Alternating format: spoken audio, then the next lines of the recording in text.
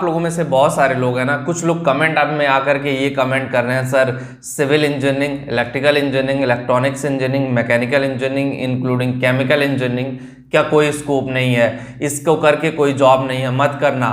कम से कम रेशियो बहुत ज़्यादा बढ़ रहा है ये कमेंट करने वालों का। तो मैंने सोचा चलो इस पर एक वीडियो बनाते हैं और बताते हैं कि क्या सच्चाई है और क्या आपको करना चाहिए। इस पूरी वीडियो में इसके बारे में बात करेंगे, ध्यान से देखिएगा पूरा वीडियो, तभी आपको समझ में आएगा। और फर्स्ट टाइम अगर आप करियर अड्डा चैनल पे आए तो चैनल सब्सक्राइब करना ना भूलिए और बेल आइकन को प्रेस कर लीजिए ताकि हर वीडियो की प्रॉपर नोटिफिकेशन आप लोगों को मिलती रहे।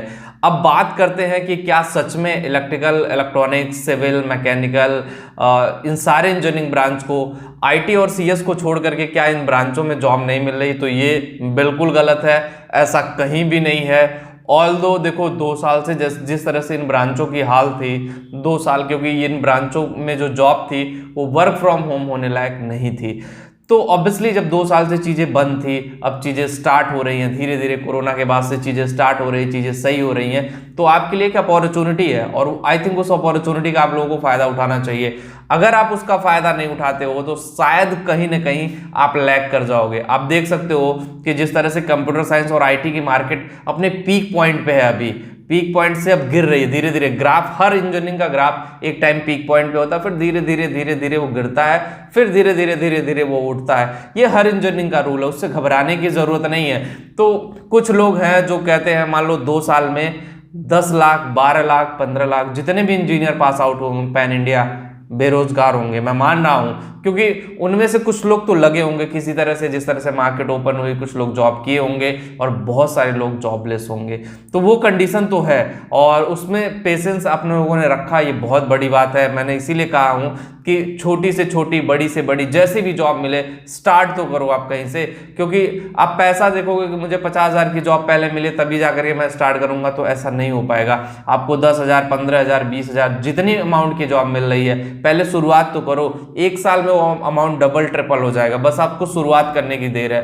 अगर आप शुरुआत कर देते हो तो शायद आपका करियर बहुत दूर तक चला जाएगा। और अगर आप नहीं शुरुआत करते हो, आपको लगेगा अरे यार हम 10,000 रुपए महीने में जॉब करने क्यों जाए, वो 10,000 रुपए महीना नहीं है, वो पूरी लाइफ टाइम थोड़ी ना आप 10,000 महीना कमाओगे। अरे भाई 1 साल की बात है, 6 महीने की बात है। 1 साल जाके इंडस्ट्री में काम करो, लोगों के साथ उठोगे बैठोगे, देखोगे इंडस्ट्री में क्या चल रहा है, लोगों से मिलोगे तो इम्पैक्ट जरूर होगा। और जब इम्पैक्ट होगा तो ऑब्वियसली आपका माइंडसेट चेंज होगा और वहां से आप अपने करियर में आगे बढ़ने के लिए प्रोसीड करोगे। मैं बता रहा हूं गारंटी के साथ, आप कहीं जॉब ज्वाइन करिए, कम सैलरी पे ही ज्वाइन करिए, 6 महीने के अंदर, सिर्फ 5-6 महीने के अंदर आपका माइंडसेट ना चेंज हो जाए, आप मल्टीपल इंटरव्यू अटेम्प्ट करोगे, कहाँ जॉब निकली है, किस तरह से जॉब मिलेगी, सारे कंफ्यूजन आपको दूर हो जाएंगे। लेकिन सबसे बड़ा जो क्वेश्चन मार्क है वो एंट्री लेवल ही है। एंट्री कहीं ना कहीं आपको करनी पड़ेगी। मैं जब था इंजीनियरिंग जब पास आउट हुआ था, जब मैं सॉफ्टवेयर लाइन में शिफ्ट हुआ, इलेक्ट्रॉनिक्स से सॉफ्टवेयर में शिफ्ट हुआ था, तो ऑब्वियसली मेरे लिए भी बहुत बड़ा चैलेंजेस था, क्योंकि मुझे ना कोडिंग का उतना ज्ञान था, लेकिन हाँ इंटरेस्ट बहुत आता था। जब कोडिंग वोडिंग करता था और सारी चीज़ें सीखा था करता था तो इंटरेस्ट आया। और उसके बाद फिर मैंने 2-3 महीने फ्री ऑफ कॉस्ट 3 मंथ मैंने ट्रेनिंग की थी, इंटर्नशिप की थी। और इंटर्नशिप करने के बाद धीरे धीरे चीज़ें लाइनअप हुई, उसके बाद फिर करियर आगे बढ़ा। तो उसमें शर्माने की कोई बात नहीं है कि लोग क्या कहेंगे। अगर देखो 10,000 रुपये महीने से आप जॉब नहीं ज्वाइन करोगे तो 10 साल बाद जब फिर आप बेरोजगार रहोगे ना, तो जब लोग मिलेंगे तो सोचेंगे अरे यार तुम तो आज भी वही हो, अपने अंदर परिवर्तन नहीं लाए। परिवर्तन से डरो मत, नए चैलेंजेस से। मैं देखता हूँ बहुत सारे इंजीनियर्स हैं, चाहे वो electrical, electronics, computer science, IT, कोई भी इंजीनियर हो, नए चैलेंजेस से डरते हैं और वो एक्सेप्ट नहीं करना चाहते। तो चैलेंजेस एक्सेप्ट करिए। जब तक आप चैलेंजेस एक्सेप्ट करना नहीं सीखोगे तब तक लाइफ में कैसे आगे बढ़ोगे? चीज़ें आपके लिए उतने अच्छे से काम नहीं करेंगी जितने अच्छे से आप चाहते हो। तो वो सारी चीज़ें आपको खुद समझना पड़ेगा, फिर उसी के अकॉर्डिंग स्टेप बाय स्टेप आपको लाइफ में आगे बढ़ना पड़ेगा। अब जो लोग अफवाह फैला रहे हैं सिविल इंजीनियरिंग की मार्केट खत्म है, सिविल में जॉब नहीं है, मैकेनिकल में तो बस कहने के लिए जॉब है, अरे भाई क्यों नहीं जॉब है? पहले 2 साल जो लोग पास आउट हुए उनको भी तो एडजस्ट करना पड़ेगा। ऑब्वियसली आप समझ लो कि 3 साल इंजीनियरिंग जो पास आउट हो रहे हैं, 3 साल के इंजीनियर्स को एडजस्ट करना is not a easy thing, किसी भी कंट्री के लिए, किसी भी इंडस्ट्री के लिए। तो धीरे धीरे वो चीजें मैनेज होंगी। आप सोचो कि एक बैग जिस तरह से CS और IT का पीक पॉइंट चल रहा है उसी तरह से चल चल जाए। अरे आप देख रहे हो ना ग्राफ, उनका भी तो गिर रहा है। HCL, विप्रो, टेक महिंद्रा जैसी कंपनियां, इन्फोसिस जैसी कंपनियां, उन्हें मना तो कर दिया कि अब मैं नहीं हायर कर सकता, मेरे पास जॉब नहीं है। तो ऑब्वियसली आप सोचो, बड़ी बड़ी IT कंपनियां, बड़ी बड़ी टेक कंपनियों ने जब मना कर दिया है तो उनके भी तो बुरे दिन स्टार्ट हो गए हैं, उनमें भी तो जॉब का रिसेशन है। तो क्या लोग CS और IT से इंजीनियरिंग करना छोड़ देंगे? नहीं छोड़ेंगे। लोग अपना माइंडसेट नहीं बदलेंगे। आपको अपना माइंडसेट चेंज करने की जरूरत है।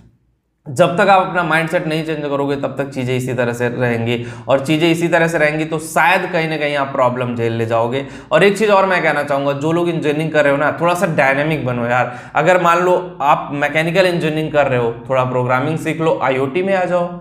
IoT तो एक उभरता हुआ मैकेनिकल इंडस्ट्री का, ऑटोमोबाइल इंडस्ट्री की चीज़ है। अरे अगर आप इलेक्ट्रिकल इंजीनियरिंग कर रहे हो, थोड़ा सा और डिजाइनिंग अच्छे से सीख लो, आप डिजाइनिंग का पार्ट बन जाओ। अगर आपको लगता है कि आप सिविल इंजीनियरिंग अच्छे से नहीं कर पा रहे हो, सिविल इंजीनियरिंग मजबूरी में कर लिया, आपका इंटरेस्ट सॉफ्टवेयर में है, तो सॉफ्टवेयर में चले जाओ। स्कोप तो है, ऐसा नहीं कि इंजीनियरिंग में स्कोप नहीं है, लेकिन आपको समझना पड़ेगा कि आपका एरिया ऑफ इंटरेस्ट कितना है। आप जिस जॉब में, मैं बता दूं बहुत सारे लोगों का एक और एग्जांपल मैं दे दूं।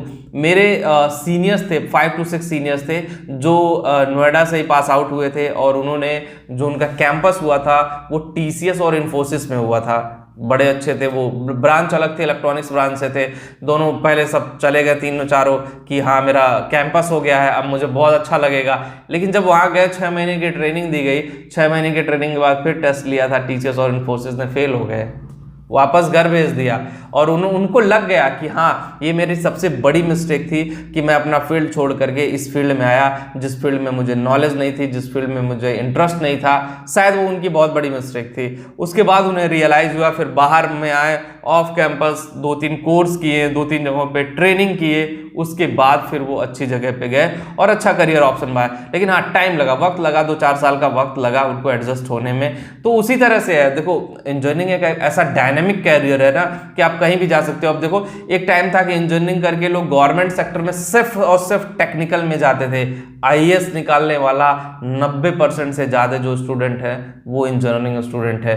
BSc और BA वालों को कहाँ ढकेल दिए हैं पता भी नहीं चल रहा है। तो वो आप पे डिपेंड करता है कि आप चीज़ों को किस तरह से लेते हो, आप चीज़ों को किस तरह से हैंडल करते हो, ये आप पे डिपेंड करता है। और उसी तरह से आपको चीज़ें लेकर के जानी पड़ेगी। जब तक आप चीज़ें उस तरह से नहीं लेके जाओगे, जब तक चीज़ें आप उस तरह से समझोगे नहीं, बैंक PO, SSC हो, गवर्नमेंट सेक्टर का कोई भी एग्जाम उठा के आप देख लो, इंजीनियरिंग स्टूडेंट सबसे ज़्यादा आगे हैं। तो टेक हो या नॉन टेक, पहले ऐसा था कि टेक में ही जाना पसंद करते थे, फिर इंजीनियरिंग स्टूडेंट को लगा नहीं हम नॉन टेक में भी अच्छा कर सकते हैं, तो नॉन टेक में भी जाना शुरू कर दिया। फिर वहाँ पे भी थोड़ी क्राउड बढ़ी। लेकिन हाँ इसीलिए बोला जाता है कि इंजीनियरिंग करियर जो होता है वो डायनेमिक होता है, मतलब मल्टीपल चीज़ें कर सकता है, ऐसा और कोई नहीं कर सकता। BA BSc वाले इस तरह से नहीं कर सकते हैं, डायनेमिक करियर नहीं बना सकते हैं, उनको बहुत वक्त लगेगा चीज़ें मॉडिफाई करने में। लेकिन जो एक इंजीनियरिंग स्टूडेंट होता है उसका पावर होता है, उसका पावर स्ट्रेंथ बहुत तगड़ा होता है, वो किसी तरह से अपने आप को मॉडिफाई कर सकता है।